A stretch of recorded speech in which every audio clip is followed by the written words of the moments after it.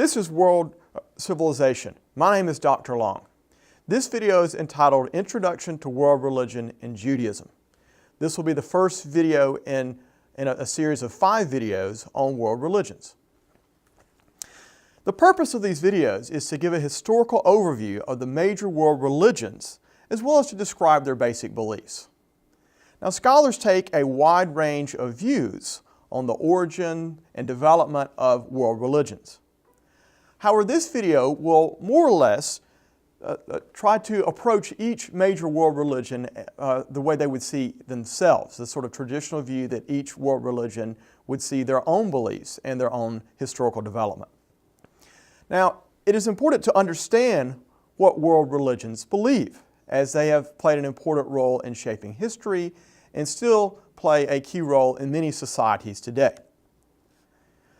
By definition, world religions are religions that are widespread and have had a great impact on human history. In societies in which they are common, world religions have influenced everything from holidays to diets to views on economics, morality, politics, marriage and sexuality, and views on the afterlife. World religions also tend to make universal truth claims. By their nature, world religions are exclusive, with each one claiming it is the one true religion and viewing other religions as, at least to one degree or the other, defective or wrong. World religions have attracted many adherents because they provide people with answers to the basic questions about the human condition. Just to give you a few examples of some major questions that world religions tend to address. First, cosmic origins. Where did this world come from? Second, what is the purpose of life? Also, what is right and wrong? How do I live this life? Moreover, another question is, how do I deal with the wrong things that I've done and maybe the guilt that I have in my life? And another one, why is there suffering and evil in the world? And how do I deal with it? And finally, what happens when I die?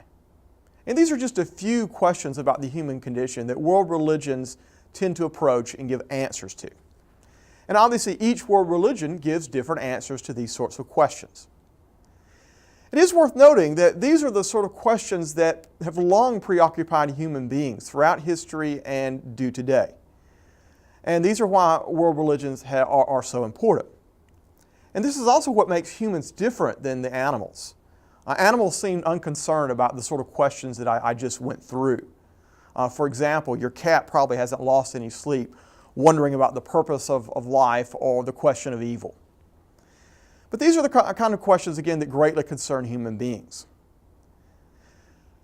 So this has been a little introduction to world religions. I now want to turn with the rest of this video to talk about one of the oldest world religions, namely Judaism. Judaism is a monotheistic religion. The term monotheism, of course, means belief in one God. Monotheism was fairly rare in the ancient world. Most human beings in ancient civilizations were polytheistic. They believed in multiple gods and goddesses. And in the ancient world, Judaism was the religion of the Hebrew people. The Hebrews were a Semitic people, and they lived in the Levant. Most of what we know about the Hebrews and early Judaism comes from the Hebrew Bible, which Christians also see as Scripture and call the Old Testament, as well as archaeology. The Hebrew Bible contains many books of various genres, books of history, books of prophecy, books that are poetry, and they were composed over several different centuries with many different authors. And the Jews believe that these books were inspired by God. The first 5 books of the Hebrew Bible are called the Torah, and they take particularly great importance within Judaism. The books of the Hebrew Bible, as I mentioned, had different authors and were preserved over time in the Jewish community, handed down and believed to be God's Word. Jews came to believe that these books had a transcendent purpose and were for all time in many ways. Now, according to the Hebrew Bible, the history of the Hebrew people and of the Jewish religion begins with Abraham. Abraham lived in the Mesopotamian city of Ur, And the book of Genesis, the first book in the Torah, teaches that God called him to leave Ur and to go to a land that God would promise him, and that he would make his descendants a great people. And the name for God that the Hebrews would use is Yahweh. So Abraham, according to the book of Genesis, left Ur. He went to what is now Palestine. He had a son named Isaac.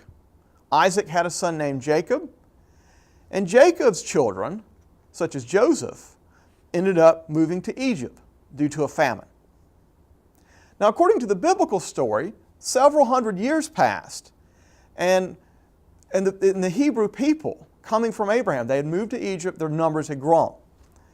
And according to the Hebrew Bible, they had become slaves in Egypt. And at that point, according to the book of the Hebrew Bible, God sent a deliverer to them, and this was Moses.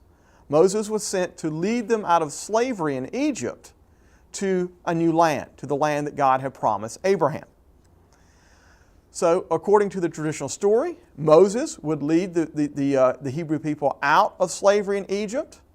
He would be given the Ten Commandments, an ethical code to deliver to the people.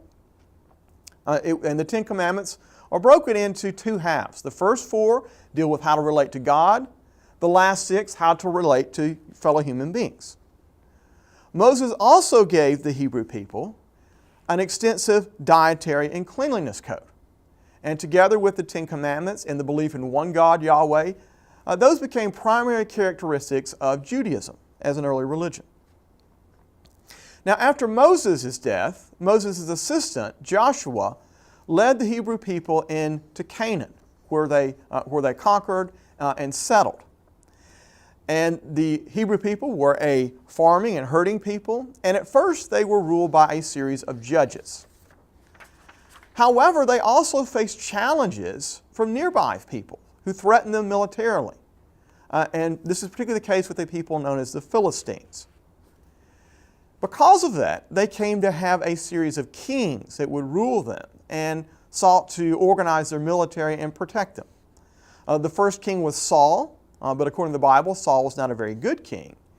The next king was David, who, according to the Bible, was generally, at least, faithful to God and was a very strong king. David's son and successor was Solomon. Solomon was known for his wisdom, known for his wealth, and especially known for constructing a temple to God in Jerusalem. And the temple that Solomon built to God in Jerusalem became a centerpiece of Jewish religious life. Now, after Solomon, the kingdom that he and his father David had built, which was called the kingdom of Israel, broke up into two separate kingdoms, Israel and Judah. And it was from the people of Judah that the name Jew and Judaism would come for the name of the Jewish religion. Now, Israel and Judah existed as separate Jewish kingdoms for quite a while. But they would both later be defeated by large empires in Mesopotamia. Israel would be defeated by Assyria, and then Babylon would later defeat Judah. And in both cases, the Jewish people were taken into captivity and slavery into Assyria and to Babylon. Now, this foreign rule and exile were very hard on the Jewish people and very puzzling to them as they saw themselves as God's chosen people. So the question arose, how could this calamity of being conquered, overwhelmed, enslaved, and deported by a foreign people happen to them? Well, according to the Hebrew Bible, and particularly the books of prophecy, such as the book of Isaiah, the book of Jeremiah, the book of Ezekiel, the reason for these exiles at the hands of the Assyrians and Babylonians was because the Jewish people had mistreated the poor and had fallen into idolatry of worshiping the gods and goddesses of nearby people. So exile and deportation, they were interpreted as punishment for their sins, for their wrongdoings against God and their fellow human beings.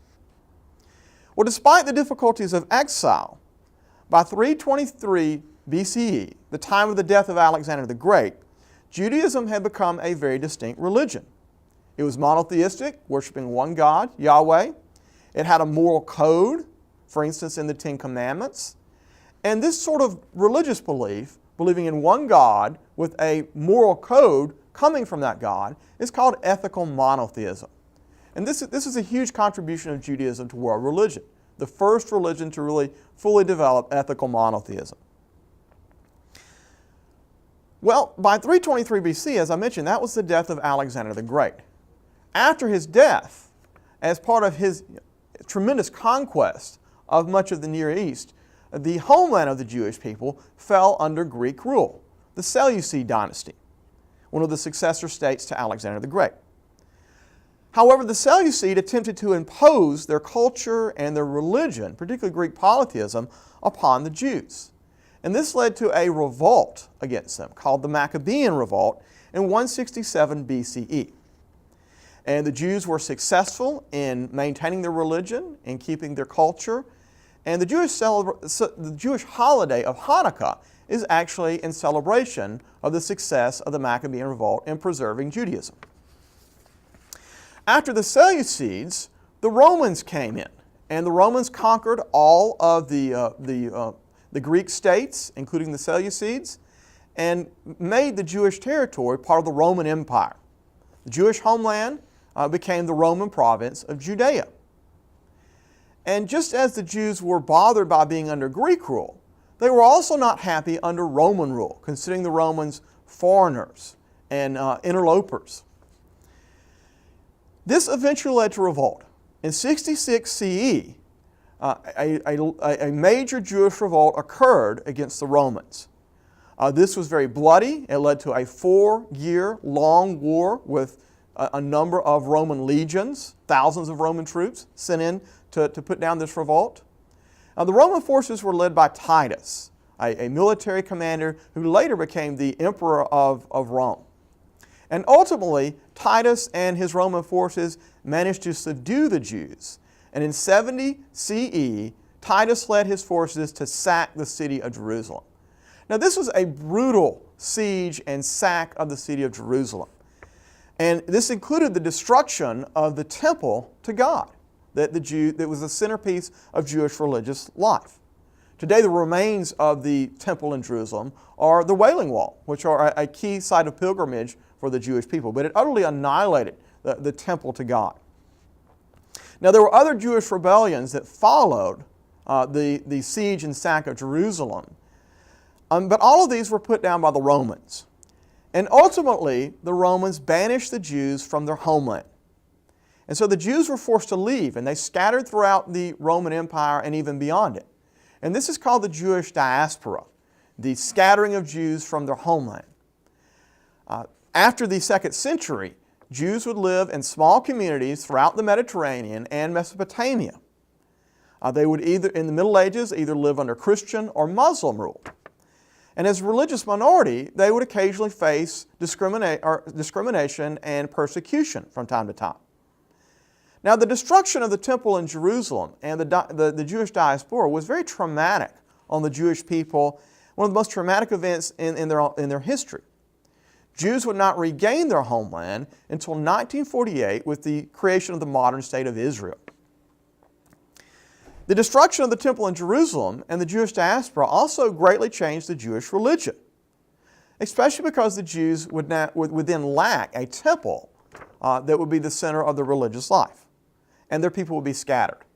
So a new form of Judaism would emerge, and this has been called Rabbinic Judaism.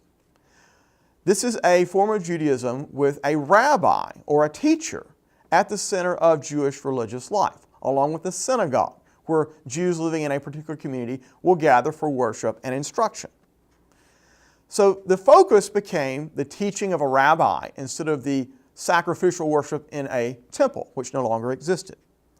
The focus also became on living an ethical Jewish life and observing Jewish holidays, with the idea that God will reward the righteous in the next life. Judaism, however, on the whole, is very focused on this life. There is this notion of reward of the righteous in the next life, but the overall emphasis is on living an ethical life in this life. Now, Judaism has always been a small religion. There are only 15 million Jews in the world today. But as the first form of ethical monotheism and a distinct religion in its own right, it would have a tremendous influence on other world religions. And as we will see, this will particularly be the case with Christianity, which comes out of Judaism, and Islam, which would also be likewise deeply influenced by Judaism. So I'll stop with this observation about the long-term influence of Judaism. Thank you for watching.